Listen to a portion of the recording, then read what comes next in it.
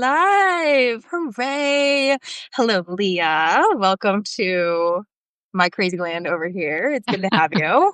Thank you so much for having me. Of course. So, we are gathered here today to talk about Leah Litman and her book, which is I'm way behind because it's not very new anymore, but it's still new. Lawless. New-ish. New-ish. Um, my favorite part is the subtitle, quite frankly, How the Supreme Court Runs on Conservative Grievance, Fringe Theories, and Bad Vibes. Emphasis on the bad vibes. Real bad vibes. We are in our bad vibes era, or our existing fascist era. Leah is a Taylor Swift fan, so I felt like I needed to, Huge. yeah. My nails are currently painted orange with the flaming heart Oh, emoji in nice! anticipation of the new album. You are So, yeah, ready. I'm a fan. Oh my gosh, awesome. Well, welcome and thank you so much for your time today. So first I'm gonna let Leah introduce yourself to the audience. I know we have a mixed audience of those who know you, those who don't. I had some people on Instagram who were super psyched that you were gonna be on today. So tell us who you are and what you're about. Hello. So my name is Leah. I am a professor at the University of Michigan Law School, where I teach constitutional law and federal courts. I clerked on the United States Supreme Court a little bit over 10 years ago. And since then, I practiced law for a little bit, including litigating cases at the Supreme Court. That included the challenge to the first Trump administration's efforts to end the Deferred Action for Childhood Arrivals program. And then went into academia. I've continued to litigate some cases. I co-host a podcast about the Supreme Court called Strict Scrutiny with two other law professors. And that's kind of my deal slash my Yeah. vibe. I am a pop culture slash law person, and this book is very much at the intersection of both of them. There are quotes to Taylor Swift lyrics. There are pop culture references. And yeah, it is about how messed up the Supreme Court has become and how we got here and where it is likely to go from here. Exactly. And so definitely stick around because we are definitely going to talk about where we go. We're not just going to doom and gloom as I do on all my channels. I do not leave you with doom and gloom. We will have our doom and gloom moments, unfortunately, along the way. But we will also have actionable steps after, especially in light of all of this. Just point anywhere. Okay. So Leah, first of all, before we dive into the content of your book, I want to ask you for your favorite spicy opinion from a district judge in recent weeks, because they seem to have decided to match energy, as it were, to the contempt, shall we say, coming down from the Supreme Court down to the quote lower courts, which they seem to have taken in a very literal and metaphor, all the literal metaphorical senses. SCOTUS seems to have taken that in, and some district judges seem to feel some type of way about that. I was reading Mary Day's opinion from the New York Times defamation. That happens to be Yeah. my favorite right now. Just hilarious. Even you don't have to be a law person at all to find their opinions hilarious. So, do you have a favorite spicy opinion that you like to I class? I do, and maybe if I could just provide like a little bit of Hmm. context for the Yep. favorite opinion. So some of you might be following the news and aware that the Supreme Court has been very active on what's called the shadow docket, which is the set of orders and decisions that the court releases without briefing, without full oral argument, oftentimes with no explanation whatsoever. And on the shadow docket, they have been pausing a bunch of lower court decisions that have ruled against the Trump administration on a range of policies. And in one of these most recent shadow docket orders, the justices actually did deign to write opinions. And Justices Neil Gorsuch and Brett Kavanaugh spent their opinion shitting all over the district court judge who had failed to apply their previously barely recent, barely explained decision in another matter. So the district judge in the case challenging the administration's efforts to extort Harvard and freeze, billions of dollars in Harvard's funds wrote an opinion invalidating the efforts to, cancel the funding of Harvard. And in a footnote wrote that this court pauses to note that it is unhelpful to criticize lower court judges for defying Supreme Court opinions when they are doing their best to navigate the landscape in a quickly evolving terrain with barely reasoned or unreasoned Supreme Court orders. Like, this was the judicial equivalent of a clapback / middle finger to all the haters. So Judge Burroughs, footnote 9 in the Harvard opinion, that is, I think, my favorite clapback. And a leftist activist judge, right? That's what all these are, right? It's just... This is a longtime U.S. attorney, law firm partner, right? Like, this is as centrist a normie as you can possibly get. And the Supreme Court has just pushed them over the edge. She's like, I'm in my villain era now. You're welcome. I can definitely see some of these judges. I mean, Mary Day, I think, is a Bush appointed, if I'm not mistaken. And I mean, the the love towards the higher court and towards the administration is seems to be disappearing rather quickly. And it's not an ideological thing. It seems to be a respect thing. Really just, we all went to the same law schools. We all, clerked in high places. We all, have our scholarship and our reasoned opinions. In this case, I would say the district judges seem to have a lot more reasoned opinions than anybody else in the courts of appeals. I think they're justifiably frustrated by... Oh, yeah. I mean, like, district courts have so many more, like infinitely more cases than the Supreme Court has. So the idea that district judges are able to write opinions in these quickly developing emergency matters, but the Supreme Court can't be bothered to do so, is galling, as is the fact that the Supreme Court seems to be fanning the flames of the Trump administration's attacks on the very legitimacy of lower court judges actually enforcing the law against the Trump administration. People are probably aware of the rising number of threats to lower federal court judges, particularly judges that rule against the Trump administration. And when you have the Supreme Court, constantly issuing these decisions that suggest the lower courts have gone wild and are unfairly ruling against the Trump administration, and then sometimes openly go so far as to accuse them of defying the law, they are not attempting to tamp down the Trump administration's rhetoric vis-a-vis the lower federal courts. They are, again, really enabling it. And I think that is also part of the frustration of the lower courts, in addition to the lack of guidance from the Supreme Court in these completely unreasoned shadow docket orders. Right. And correct me if I'm wrong, but Chief Justice of the Supreme Court is not... It has no bearing on the Supreme Court's panel itself, but it's supposed to be the leader of the judiciary, the protector, if you will, of the judiciary, kind of, laying out the groundwork and kind of standing on business for the Article 3 at large. And it seems like Roberts has taken that as, I'm here to defend my panel, and left everybody else high and dry. And it's like, anyway, we could go on forever, but he's failing at his job. But, as far as I'm concerned, there's a future Chief Justice that I think is already on that panel that I think everyone can probably guess who I am talking about. And I believe that she will carry the day. And if y'all don't know what I mean, go open an article or something. You'll figure it out. Her name rhymes with Ketanji Brown Jackson. Right. Yes. The justice whose name rhymes with Ketanji Brown Jackson. Yes, I've started referring to her as the future Chief Justice. Clarence Thomas, Andrew. I know. No, Andrew, I know you're trolling. Do not manifest. We do not. We're not inviting that. God, can you imagine? I don't want to imagine that, actually. We're not going to do that. Okay. So on my, first of all, this book, fantastic. There are 5 chapters. Each are centered around a pop culture universe, basically, which I thought was brilliant.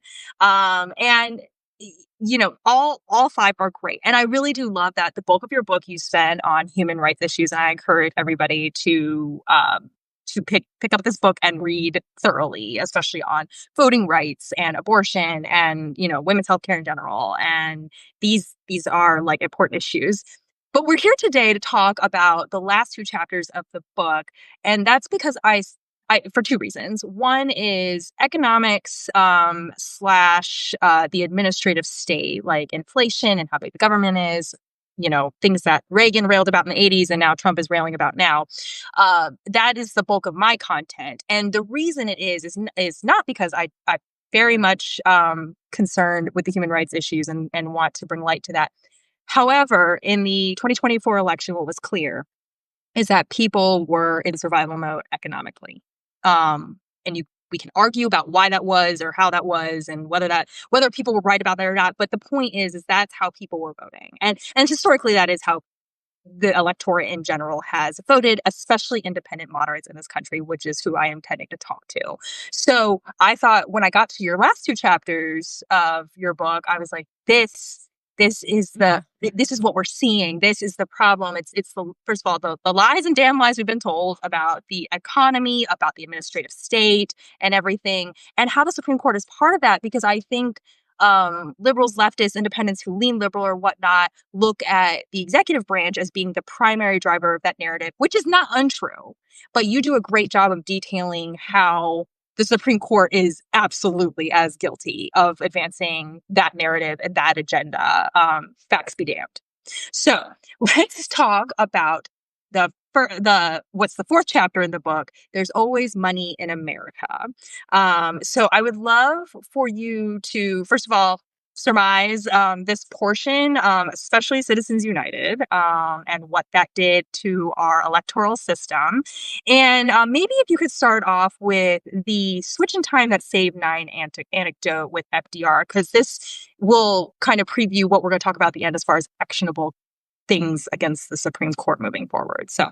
Yeah, absolutely. So the fourth chapter really is about economic inequality in general and the Supreme Court's approach to economic inequality. So the switch in time that saved nine that Kate referred to, let me situate a little bit. So there was a period in which the Supreme Court, before and really in the beginning of the New Deal era, which was President Franklin Delano Roosevelt's, response to the Great Depression, there was a period before that New Deal era and in the initial period of the New Deal where the Supreme Court was very much in a Gilded Age era. The court was invalidating legislation that was designed to do some economic redistribution. So it struck down minimum wage laws. It struck down laws that allowed individuals to join unions and engage in collective bargaining.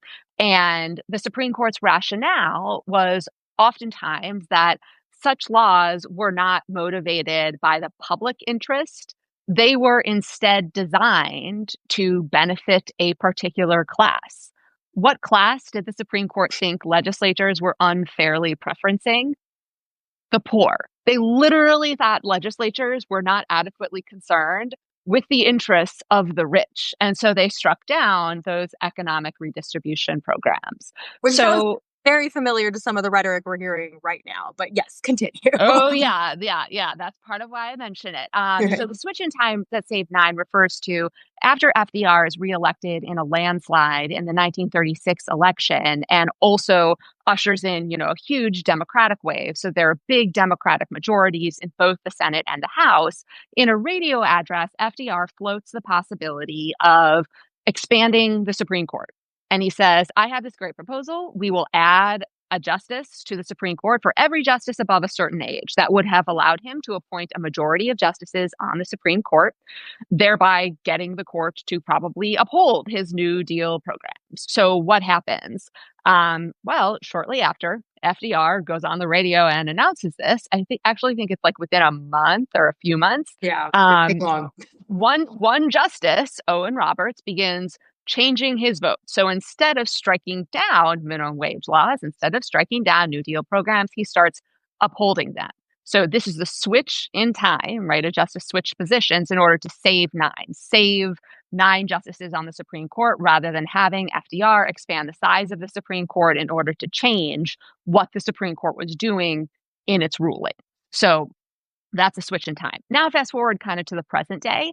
And I think we are in another big era of economic inequality, another Gilded Age. And this Supreme Court is once again in its Gilded Age era.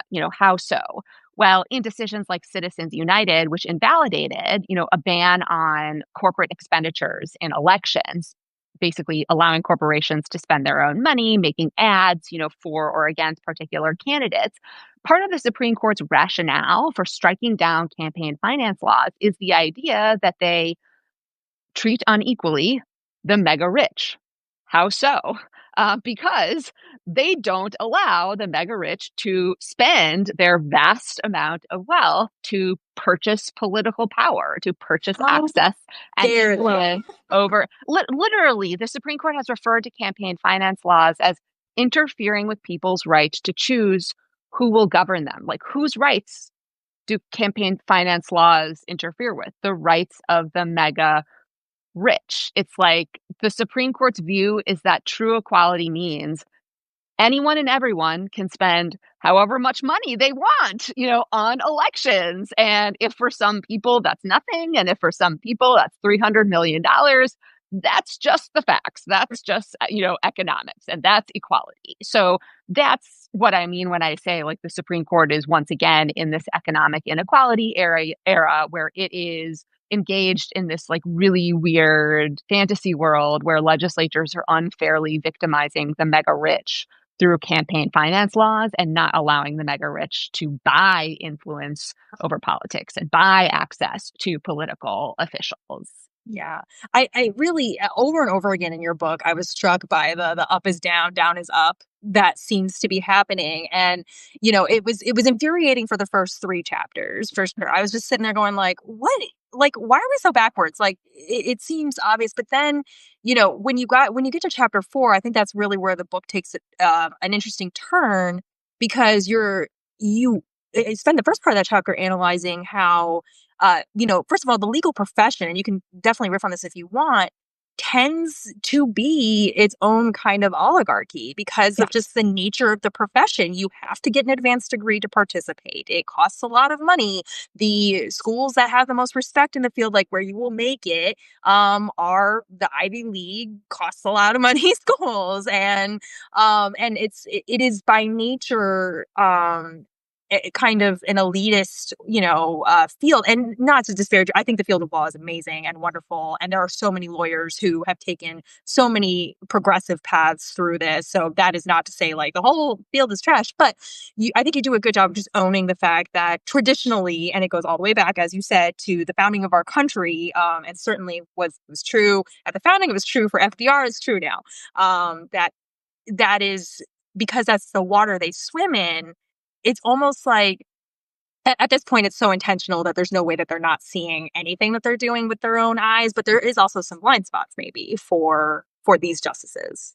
Yeah, no, absolutely. And part of how I try to pitch it to people is like, why on earth would you hand over questions like what rights you have, whether we can have healthcare legislation, whether we can have laws that prohibit discrimination on the basis of sexual orientation to a group of lawyers, right? Like you can ask those people, for a bunch of really helpful advice, right? And to like flesh out arguments and to help you think through, right, different possibilities, but they don't have, right, like a greater sway, right, or a greater claim to deciding like who has what rights than all of us should have. Like, I think these are issues for a democracy and for the people, not for a group of 9 unelected lawyers, all of whom come from quite similar backgrounds. And again, like they have an important role to play. There are going to be courts, there are going to be lawyers, there are going to be judges, and we should make those things function well, but we shouldn't give them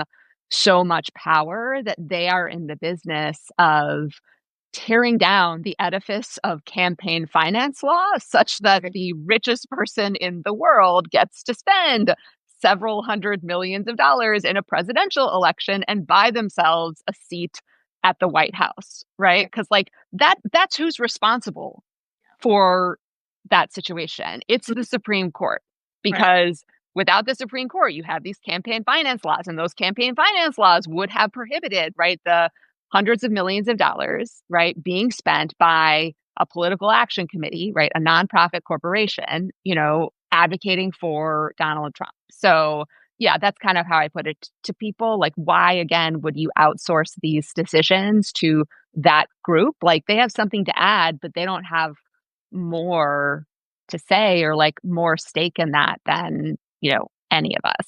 Right. Yeah, I do love your emphasis in the book on, like it's becoming less democratic, and it's by design. Like the people who are advancing these agendas, they want it to be less democratic. Russ Vogt, who we'll talk about more in a second, is like, I think there should be less, bipartisan, which is less democratic by its nature. Participation in the budgeting process. Like they're saying it out loud with their mouths to the press. It's not even like a backroom deal anymore. I was talking to someone earlier this week and just saying like, it's almost like the oligarchs forgot that they were supposed to be doing this like on the sly. Yeah. Like could you just be a little less obvious with it? And you and I were joking even before we got on, like, could y'all be just a little less obvious up there about the fact that like Trump feels like he has a red phone to a one first? Because it really just looks like that actually. And Sonia Sotomayor said it. She was like, Yes. how did she phrase it? It's like this speed administration has the court on speed dial. Exactly. Yeah. Yep. Just, when you've got a justice sitting on the court saying that, oh my gosh. Anyway, and I loved your anecdote about the switch in time because I'm kind of infamous in my own work about how much I hate FDR. Like it's turned into a problem at some points.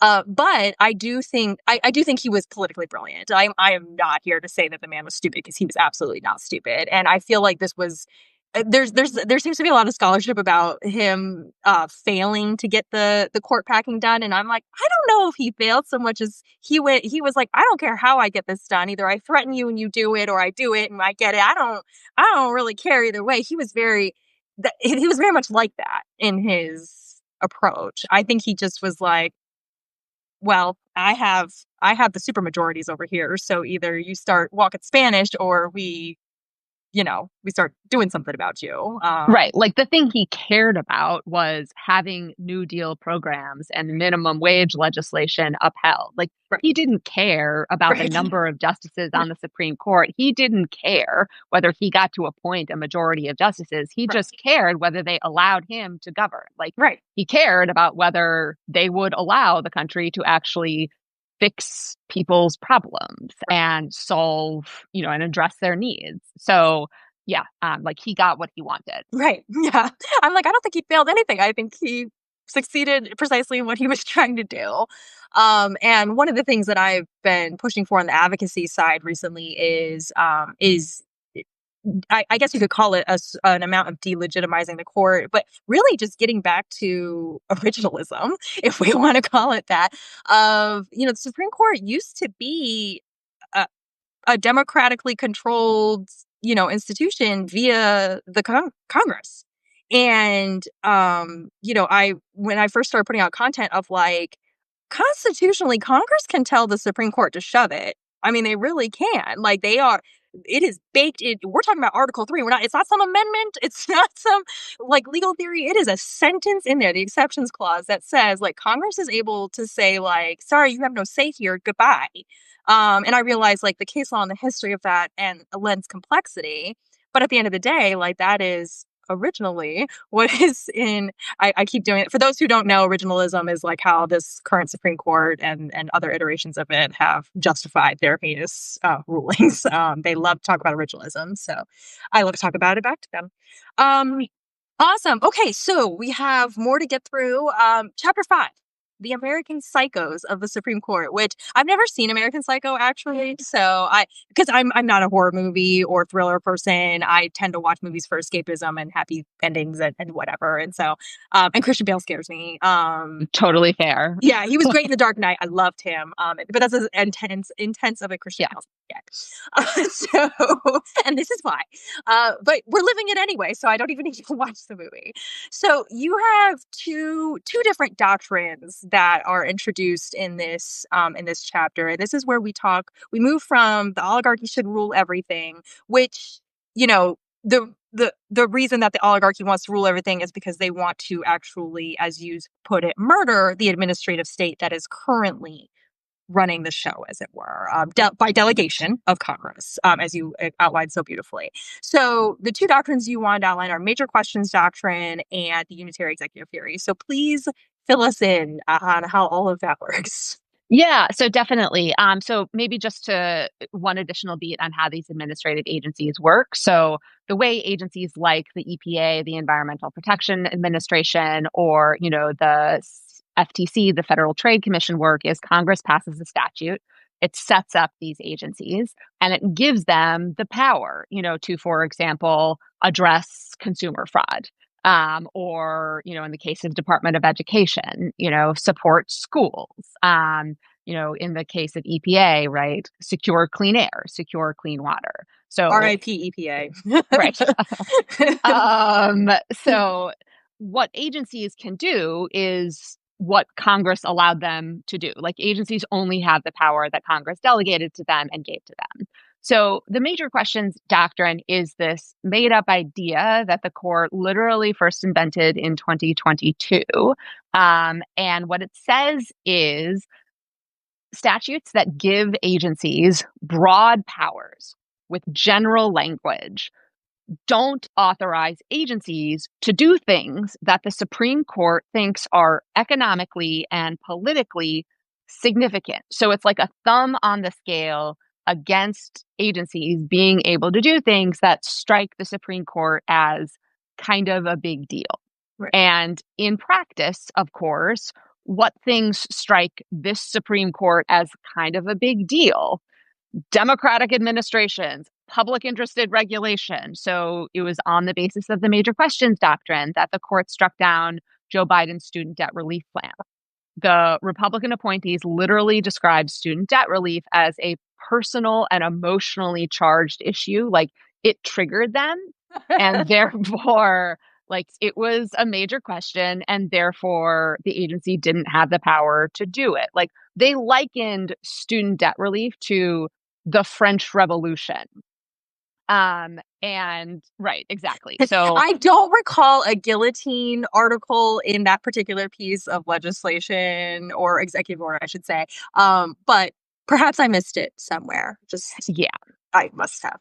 Yeah. Yeah. So that's the major questions doctrine. And it is this judicially invented, made up rule that furthers the oligarch's war against the administrative state, that furthers the deregulatory campaign, right, to not allow administrative agencies to do things that limit corporate power and help, right, the general citizenry. So that's the major questions doctrine.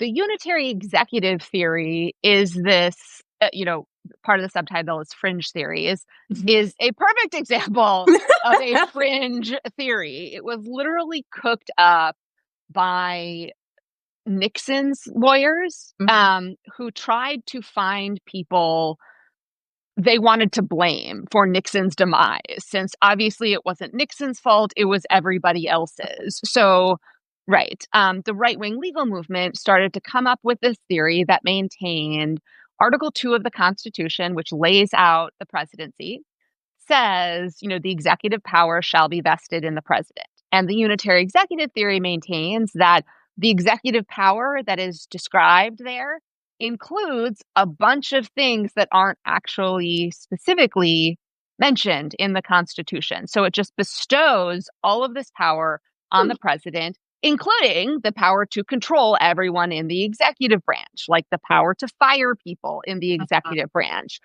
Unitary executive theory was pushed by John Roberts when he was a baby lawyer in the Reagan administration. It is partially the basis of the immunity decision that said Donald Trump could not be subject to criminal prosecution for some aspects of his efforts to interfere with the results of the 2024 election. The Supreme Court reasoned that because the president's power over investigations and prosecutions and removal of officers is so exclusive. So absolute. Right. So absolute. It included the power to direct sham investigation, right? Prosecutions that have no basis in law. The unitary executive theory is like a way of putting the president above the law, right? It's a way of making the president a king. That's why it's a fringe theory. Like we literally fought an entire war so that we did not live in a monarchy. So we did not have kings. And yet, right, in the year 2025, right, these Republican appointees all of a sudden discover that all along, right, the framers really wanted us to have a king Oh, after all all. along. All along. They Surprise really twist. wanted, yeah, they really wanted taxation without representation by, sweeping tariffs, and they really wanted, like yeah, that whole Boston Tea thing was just, it was some leftists actually just out there doing the Yes. most, like, Yeah. yeah, Antifa. right, for sure. So Our latest FTO, yes. yeah. And so, like, the latest iteration of this unitary executive theory is this past week, the Supreme Court gave Donald Trump the power to fire a Democratic member of the Federal Trade Commission in violation of federal law. And this goes back to FDR because Congress passed a law setting up the Federal Trade Commission, and it made it, an independent expert body, like independent from the president, in that the president isn't supposed to have the power just to be able to fire at will any member of the FTC. The FTC is supposed to be able to protect consumers, outside of, complete pressure from the president and politics. So Donald Trump fired the FTC commissioner because, of course, there is a nearly centuries old decision, Humphrey's Executor, that upheld the law that said the president can't just fire the FTC commissioner if he wants. And yet the Supreme Court said, whatever, like, we don't really like that Humphrey's Executor decision because it's inconsistent with our pet theory, the unitary executive theory. So we will allow Donald Trump to fire the FTC commissioner in violation of a law that the Supreme Court upheld about a century ago. And we will put this case on an expedited schedule on our oral argument calendar to decide whether to overrule Humphrey's Executor formally. So this is just like the latest example of their embrace of this unitary executive theory. Yeah, and they really, it's so interesting because even as they're pushing this forward, it's like we're doing this for Article 2. They also seem to be doing it for themselves, like kind of normalizing the ability for the Supreme Court to take even more power than it's ever Yeah. been done in the, again, original Constitution. I mean, the something you and your cohorts, Kate and Melissa, bring up on strict scrutiny so often is how we're like in bizarro land right now, where not only is the Supreme Court like, granting their own certiorari, as I talked about, that used to be Congress's job, but also that they're now directing the questions. Like this Yeah. Humphrey's Executor thing, correct me if I'm wrong, but I believe they kind of have led everyone down the daisy path of like, so if you want to question Humphrey's Executor, we are ready, and wink wink. Like, I mean, but Yeah. except it wasn't even a wink. They were like literally saying out loud, Yeah. maybe Kavanaugh or something in an opinion said, Yeah. Yep. Kavanaugh was like, by the right. way, I would grant cert and just decide whether to overrule Humphreys since you all asked and are so Right. curious. Yeah. And it's just Yeah. like, I'm sorry, since, it's like, since when does like any judge in any level of government ever, say like, actually, the question you're going to bring before me is insert thing here. I mean, I've sat in hearings. I've been, I've testified. I've done things. I have never in my life conceived of the idea of the judge being the one. Usually the parties bring a case and their questions and whatever. And it's just like, again, up is down, down is up, as you do a great job in your book over and over again, explaining that like we have entered the looking glass. And then just one additional thing on that Yes. FTC case, speaking of the questions that the court said, oh, by the way, we're interested in addressing. On that FTC case, the court said, oh, by the way, we would also like to decide whether federal courts ever have the power to restore people to public office if they have been wrongfully fired. Let me put that in plain English. What the Supreme Court is saying is they're going to consider whether federal courts can do anything about when presidents fire people illegally. So if they say federal courts lack the power to put people back in their jobs when they were wrongfully let go, then, the president effectively has the power to fire everyone with impunity, even in violation of the law, because there's nothing federal courts can do about it. There is no remedy. Yes, which is bonkers town. And actually there was in the opinion oh gosh, I can't remember which judge it was now. But in the mass firings, Oh, the Judge Alsup. Yeah. thank you, Elsa. Yep, who's been a real star, and also a leftist. No, I'm just kidding. Like, not at all. But Elsa, he wrote a pretty spicy opinion where he was like, in the ordinary course of things, I would have restored everybody to their jobs because that's how this is supposed to work.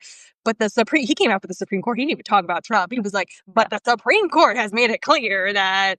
Guys, I'm only sort of amending his words here. That's like almost Oh, exactly. no, that's basically word for word. Yeah, like it sounds like I'm being goofy, but when I tell you these judges have had it, as we said at the beginning, they are up to here. Yeah, it's just they're getting exhausted.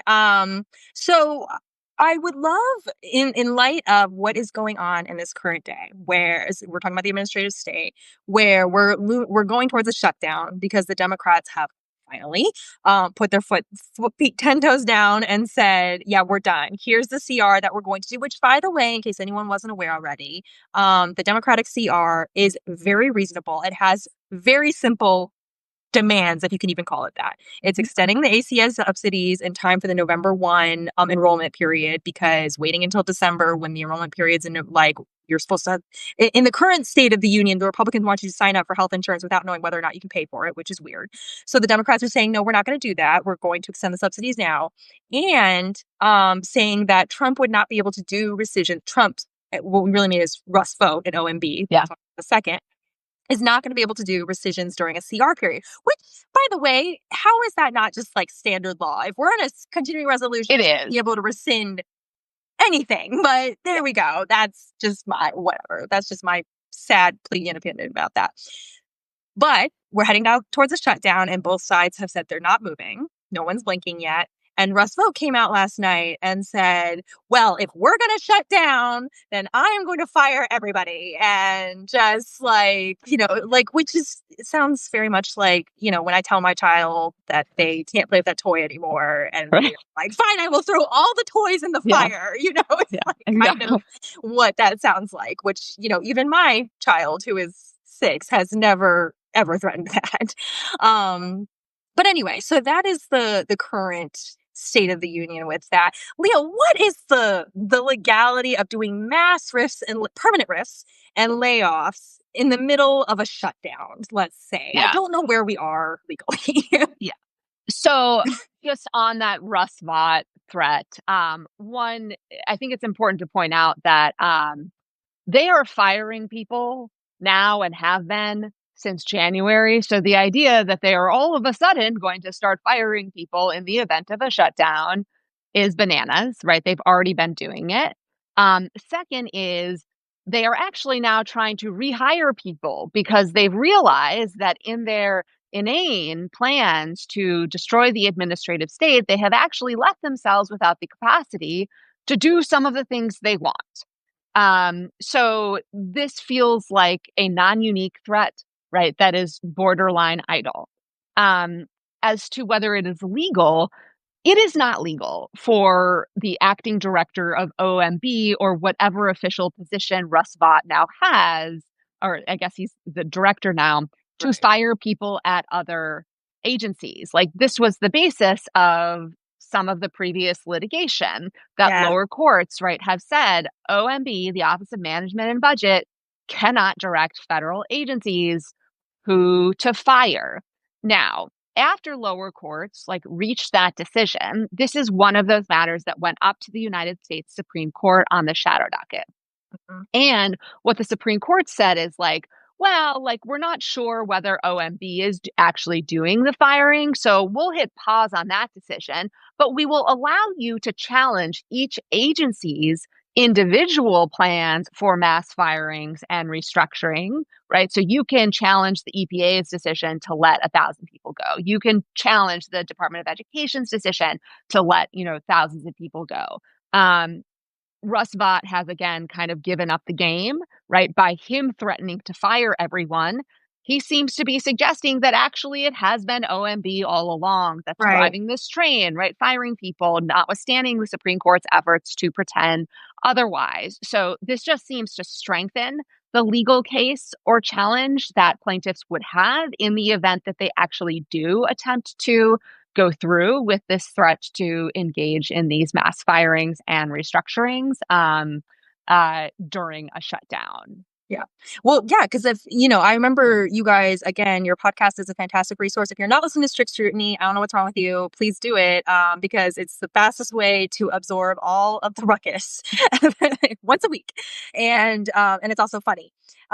So but I remember one of the things you guys detailed in that is the whole basis was that, even though the district courts and the Court of Appeals all found that OMB had 100% directed the rifts and the furloughs and the layoffs and whatever else the hell happened.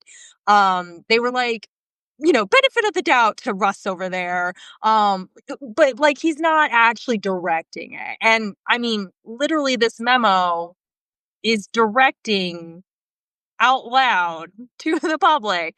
He's Prepare. tweeting it out. Right. It is like, it's even worse than OJ's If I Did It. He is Right. literally doing it Right. on the internet. Like, Yep.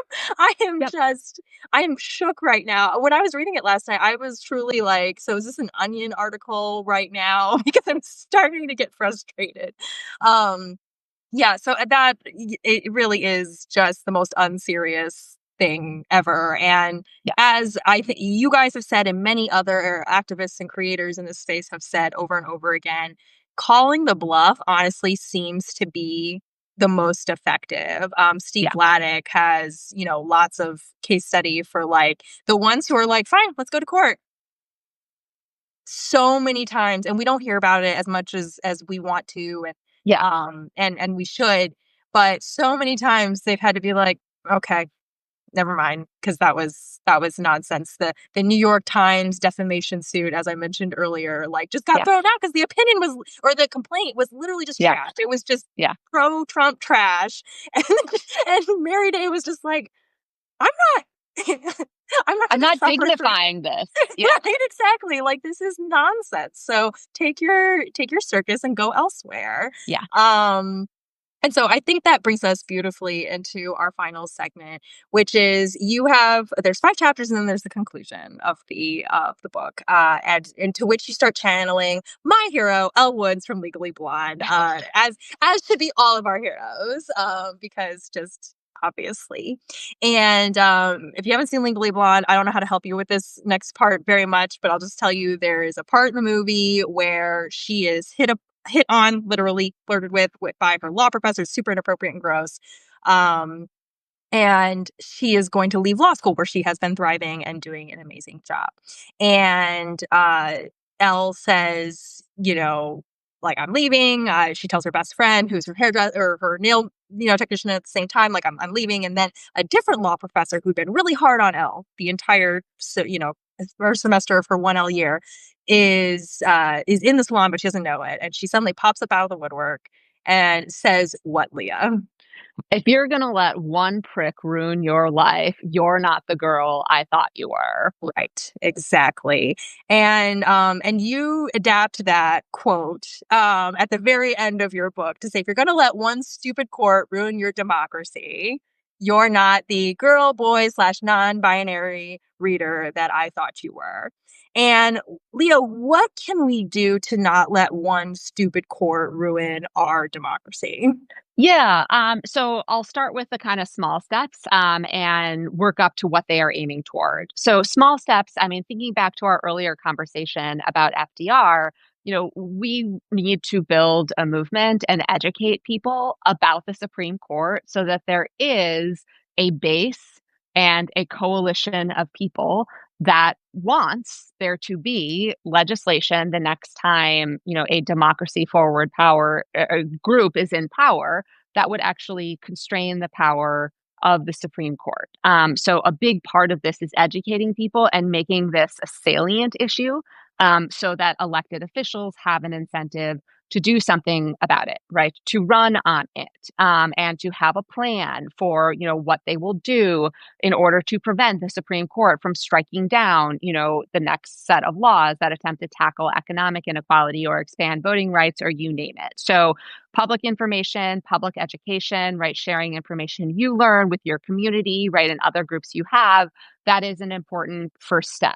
Second is looking for ways to kind of like slow their roll, and make it more difficult, right, for them to just impose their agenda on all of this.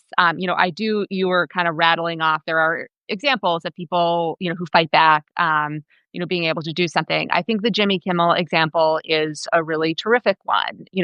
That is an example where, a boycott was sufficient, right, to basically push back, right, the threats of the government. And I think those sort of like boycotts, making your voice heard, right, through different means, are effective because they allow people to make their voice heard before an election, right? And they're examples where even if you live in a state that might not matter as much for purposes of the Electoral College or the Senate, like your vote matters just as much as everyone else's. So looking for ways to fight back and push back kind of before the midterms, I think is like also an important part of this. And then, the next step is like figuring out how to select leaders who understand the Supreme Court and are willing to challenge an institution like the Supreme Court. I think the unfortunate reality is that the current leadership of the Democratic Party is living in a bygone era where the Supreme Court was a fundamentally different institution that behaved in more lawful ways, and could be trusted, right? Right, exactly. Could occasionally be trusted to not do the most insane thing. And we're just no longer living in that world. And so I think it is important to participate in state and local elections, to select judges at the state and local level, right, who understand, right, that they should be supporting democracy, right, and that law can be a tool for good, and they are not captured by corporate interests, and dark money groups. I think that is a way of building the bench for the future. I think selecting state and local, electoral leaders like governors, attorneys general, and whatnot, who also, right, are in the fight mode and are willing to like stand up. That is also a way of building the next generation of federal elected officials who, when they assume those positions of power, will use the power they have, right, to expand the people's power, right, and help democratize the country, and help democratize the Supreme Court, as part of that. So go to endorsement meetings, right, go to town halls, ask questions about the Supreme Court. Call your representatives about the Supreme Court. I think one of the most unfortunate things that happened at the end of the Biden administration is at a time when Democrats still held the Senate, Right. and Joe Biden was in the White House, they did not confirm all of Joe Biden's remaining nominees to the federal courts. That just gifted Donald Trump these seats to fill with stooges and lackeys, right, who are not inclined to enforce the law, against the Trump administration. So I think We have Emile Beauvais because right, of that. exactly. Right. Emile Beauvais, right, the guy who allegedly said, fuck the courts, right, and encouraged the administration to defy a court order, is a federal judge on the Court of Appeals because Democrats did not fill a seat with the nominee Joe Biden had made almost a year right before he left office. So figuring out kind of like the pressure points while Democrats are in power, right, that help them actually shore up the institution that is the federal courts, is part of the story.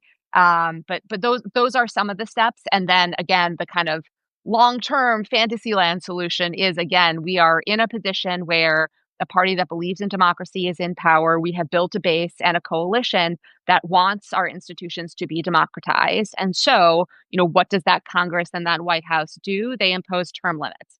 They impose ethics guidances. They limit the Supreme Court's ability, right, to issue these unreasoned shadow docket orders, just gifting the Trump administration with whatever they want. They limit the Supreme Court's power, right, to basically craft issues, right, and cases out of nothing. They potentially expand the Supreme Court. They limit the Supreme Court's jurisdiction to strike down campaign finance laws or laws that prohibit partisan gerrymandering. There are so many possible options on the table. And again, we just need to build momentum and an incentive for elected officials to do something. Amazing. Yeah, no, I could not agree more. I'm a huge fan of jurisdiction stripping. As anybody who's been listening to me recently, like, I'm all about it. I want to do it right now. That was one of my shutdown things, is like, strip the jurisdiction for this bill. Like, sorry, you can't touch it while it's here. Which, I'm sure Roberts would immediately be like, that's unconstitutional, but whatever. I like Leah, I really appreciate um your not only, like, first of all, your book is so timely, and I don't know if you, like, when did you start writing this? Was it Started writing it in summer of 2023. So the year okay? after the court overruled Dobbs. Yeah. Gotcha. Yeah, so that's when it Or over started, but it really, like, when it came out, could not have been a more timely tool. And again, it's behind her, it's here as well. Lawless, how the Supreme Court is trash. No, how the Supreme Court runs on conservative grievance, French theories, and bad vibes by Professor Leah Litman. It is fantastic, but I so appreciate it, because seriously, by the time you get through the 5 chapters of the main content, you are a little bit like, we're doomed forever. But you conclude it beautifully with this, like, it's not too late. Everything you just outlined, you also outline the book, you outline all sorts of other things. You do the what, like, it's hard, thing from Elle. And it's true. Like, I tell people all the time, the Constitution starts with we the people, Yep. literally. And it only, like, that only doesn't matter if we decide it doesn't matter. If we literally say things like, oh well, we're cooked and we're done. And I know in my comment section I get real frustrated with people about it, but the reason I get frustrated about that is because it really is us. We are sovereign in this land. And apparently we've got a few stupid court/pricks who want to, who want to make themselves sovereign. And as you said, we fought a couple dang wars and have been struggling since then to not have those dynamics. And so it is idealistic, but that is the story of our experiment here in the U.S. I think, is that the minute we lose that idealistic North Star, we are done. Like, we can't, that really is the time where hope might actually be lost. But that's us literally giving up, obeying in advance, Yep. as on Tyranny says. So thank you so much for not obeying in advance, for being one of the voices that is out here. Guys, please get this book. It is fabulous. And also, again, listen to Strict Scrutiny, because Leah and Kate Shaw and Melissa Murray do such a great job every single week of giving you basically everything that's happening across the federal judiciary somehow, in like an hour and a half, along with, like, legal scholars and other bright minds in the field. It's been the greatest crash course I could have ever taken on what's going on, because I found myself in January just, like, sad and wondering how the hell we got here. And then between your book and your podcast have been like, okay, I'm starting to figure out Article 3. Like, now I get it. And now it's actionable. So yes. So thank you for all that you do. And any final words for our audience before we close out? Thank you so much for having me. Thank you to everyone who's tuned in. I understand, like, the frustration and feeling demoralized, but again, if you just, like, give up and check out, right, like, you kind of let them win. And that option is just, like, completely unacceptable to me. So, like, think about how awesome it felt when Jimmy Kimmel got back on air and they had to, like, turn tail and eat crow. And then just, like, think about how amazing it will feel, when we actually get back our democracy and restore our institutions, and be fighting for that moment. So think about what you can do to contribute to that effort. Everyone can do different things. Think about how you can stay in it in a way that's sustainable. And let's fucking go. Awesome. Let's go. All right, everybody. Have a great afternoon. Thank you for joining us. Thank you, Leah. Thank you.